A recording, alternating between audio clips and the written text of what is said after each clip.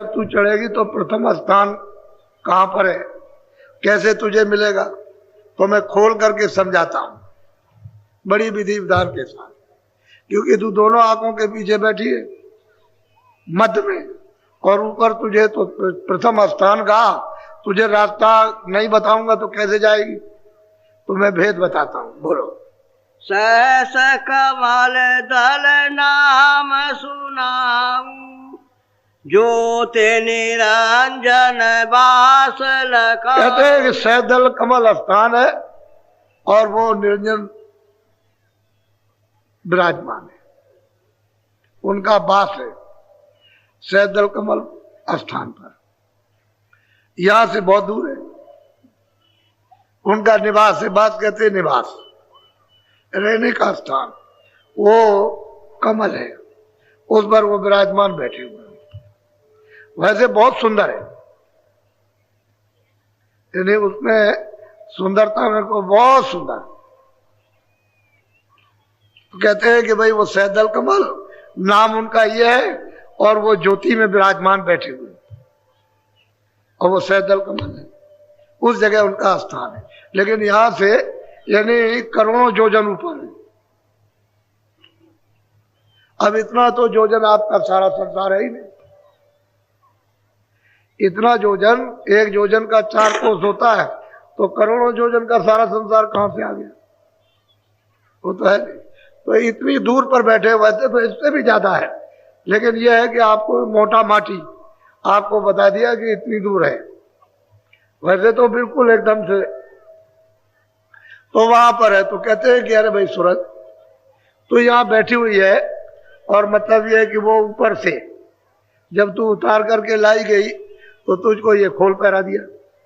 ये जब यहाँ पर कोई कर्म विधान नहीं बना हुआ था, तब तो ले आकर के बैठाया था, तो दोनों आंखों के मध्य भाग में तब तो कोई पाप पुण्य था नहीं, गंदगी थी नहीं, तब तो गंदगी नहीं थी, तो सीधी जाती थी, सीधी चढ़ गई, क्योंकि नाम की डोर तो पकड़े थी, वो बाजा पकड़े थी, घंटा शंख की आवाज को पकड़े हुए थी, इसीलिए तो चढ़ जाती थी। अगर वो ना पकड़े होती और छोड़ देती तब तो अंधकार में, तो पकड़े थी, तो जैसे ही बाहर आई माँ के गर्भ से बाहर, जब 9 महीने का हुआ, तो सतयुग जोगी सब विज्ञानी, सब के सब विज्ञानी कर अर्धांतर है भव प्राणी, तब तो तू पार चली जाती थी। लेकिन उस समय तो कोई बंधन नहीं था, न गंदगी का था, न कर्मों का था, न पाप का, न पुण्य का, न अच्छे का, न बुरे का। तब तो मतलब ये मन बुद्धि चित्त है, अंतःकरण जीवात्मा बिल्कुल शुद्ध है, पवित्र निर्मल, तो दर्शन करेगी निर्मल जन सो मोह पावे। तब तो कहते हैं कि मैं उनका निवास, जिस रूप में है, उस ज्योति रूप में वो, जिस नाम में वो, जिस स्थान पर वो, और जो उनकी आवाज है वो तुझे बताता हूं। बोलो। हाँ। करता तीन लोक यह ठाऊं, वेद चारे नर चे जन। अब वो कहते हैं कि भाई ये 3 लोक के करता है,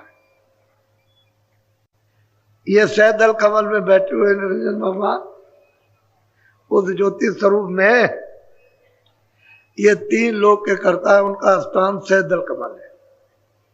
यानी यहाँ के भी करता धरता, और स्वर्ग वैकुंठ के 14 भवन के 14 लोक के करता धरता।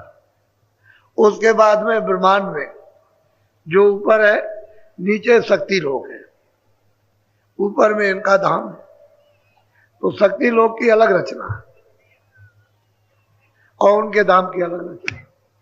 शक्ति लोक में जब स्वर्ग और वैकुंठ को पार करके जब सूरज जाएगी, तो शक्ति लोक पड़ेगा, उसको आद्या महाशक्ति, तो आद्या महाशक्ति का भी रूप है।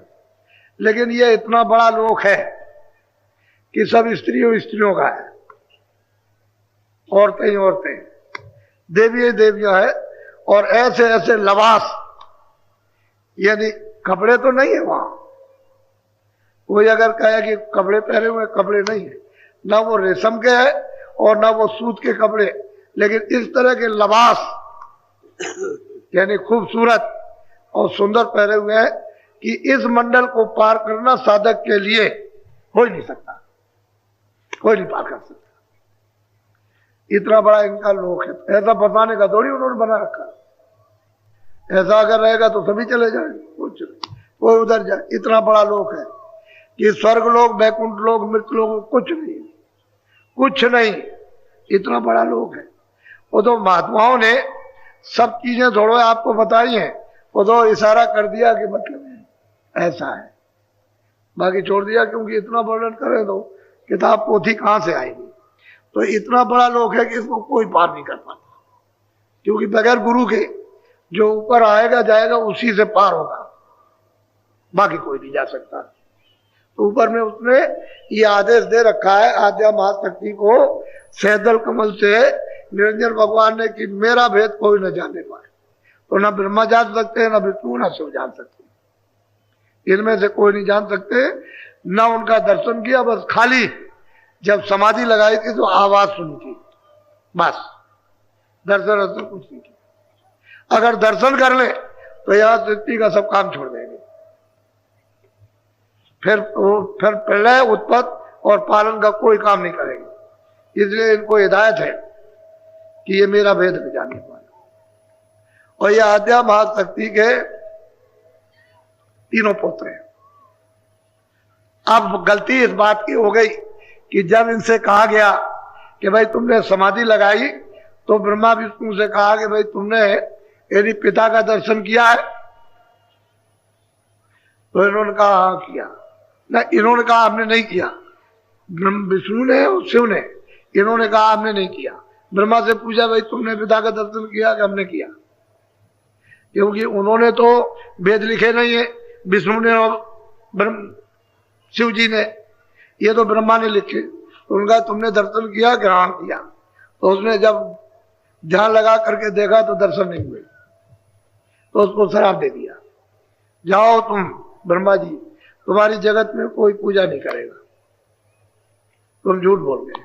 और इन दोनों की पूजा जगत में होगी, क्योंकि इन्होंने सत्य बोल दिया। तो इनको भी दर्शन नहीं हुआ, उनका भी नहीं हुआ। अब ऐसा बड़ा लोक है कि इसे पार करना। फिर यहाँ स्त्री पुरुष दोनों, यहाँ स्वर्ग और वैकुंठ में स्त्रियां भी है, पुरुष भी है, लेकिन इस तरह के स्त्री पुरुष नहीं जैसे आप हार बात लिए हो, इस तरह के नहीं। बहुत सुंदर रचना है, ऐसा नहीं। तो असल में ये तीन लोक के मालिक है। अच्छा, इसके ऊपर शक्ति लोक के ऊपर उनका धाम है, उसमें बहुत से ब्रह्मांड है अलग अलग। बोलो। ब्रह्मा विष्णु महादेव तीनों पुत्र इन्हीं के है यह चीज। कहते हैं भाई इनके पुत्र हैं, क्योंकि इन्होंने, यही तो बात थी कि इन्होंने मतलब ये अपनी शक्तियां पैदा की है, इनकी शक्ति, और शक्ति पैदा करके फिर इनको तपस्या कराई, और तपस्या करा करके फिर देववाणी सुनाई समाधि में, और इनसे कहा कि तुम लिख दो। फिर इन्होंने पूरा विधान लिख दिया। जब लिख गया विधान, तो इन्हीं से कहा कि तुम सब जगह प्रचार कर दो, विधान बन गया। और इनसे कहा कि देखो सबको अधिकार, आजादी दी जाएगी, पाप की, पुण्य की, अच्छे की, बुरे की, न्याय की, अन्याय की, और जो कोई भी कुछ अच्छे बुरे कर्म करेगा अपना अपना भोग है। सब प्रचार इन्हीं से कहा है। बंधन तो यही से हुआ, पहले तो कोई बंधन नहीं था। यानी अनगिनती सूरतें 1-1 लाख बरस का पीरियड खत्म करने पर सब वापस चली गई, और इतनी वापस चली गई कि उसकी कोई गिनती नहीं है। सबने 1-1 लाख बरस, तो बताओ कि इतना अनगिनती, तो कितना समय हो गया होगा, वापस चली गई। तब इनको हुआ कि तो सब चले जाएंगे इसी तरह से, तब उन्होंने शक्तियां पैदा की। बाद में ये बंधन लगे, तब जीव रोके जाएंगे। क्यों? कि अगर कानून बना के नहीं रोकेंगे तो सब निकल जाए, सबके सब। फिर उन्होंने कानून बनाया, और कानून बना करके आपको अधिकार दे दिया। सच्ची बात यह है कि निरंजन भगवान सहदल कमल में बैठे हुए, उनको इतना अधिकार नहीं है जो आपको मृत्युलोक में अधिकार है कि आप सीधे जा सकते, वो नहीं जा सकते। वो अपने आस्थानी पर रहेंगे, वो नहीं जा सकते, आप जा सकते। यहां से आप वहां, इन सब स्थानों पर जा सकते हो, लेकिन वो नहीं जा सकते। तो छोटा मोटा अधिकार आपको नहीं। इसीलिए मृत्युलोक में मनुष्य शरीर ये अमोलक बेशकीमती है, और आप इसकी कदर कुछ नहीं करते। बोलो। कुल बैराट रचा इन मिल के जीवन गे रे लिया इन कहते हैं बैराट की रचना इन्होंने की और रचना करने के बाद में सब जीवों को घेर लिया चलो ये देखो तुमको अधिकार मिल गया, ये पाप है पुण्य अच्छा बुरा अब अपना अपना करो।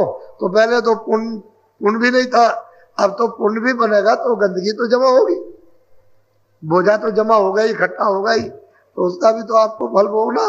और मतलब है काले का और सफेद का दोनों का भोग।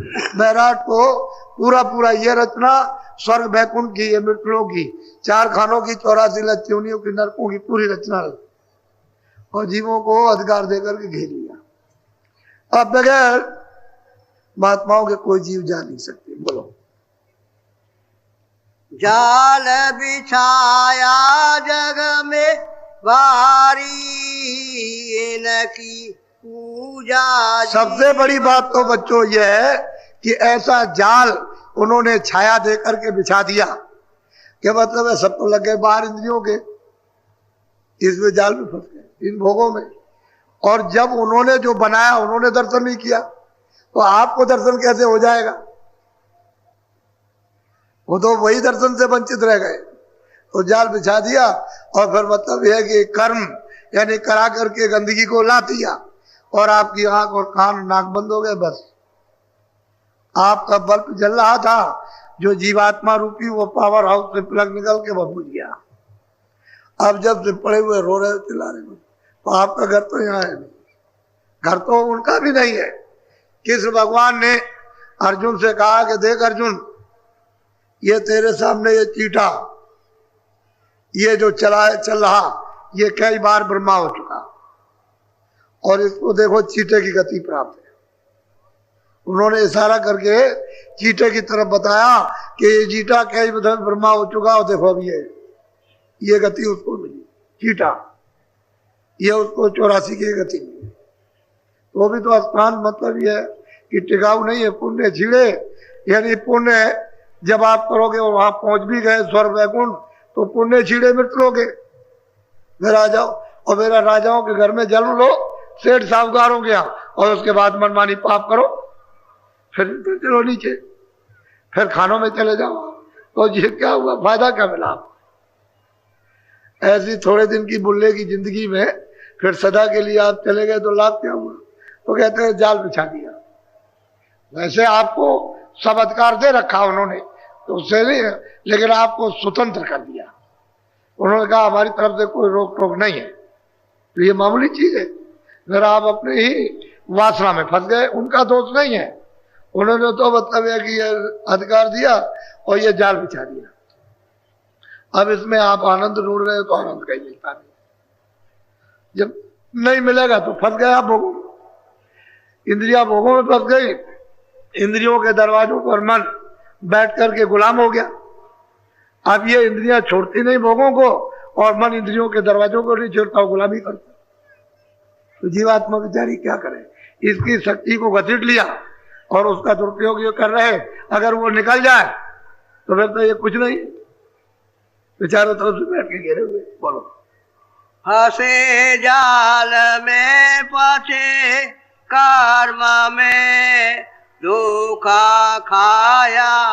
अरे भाई कहते हैं कि पचे जाल में फंसे कर्म। अब तुमको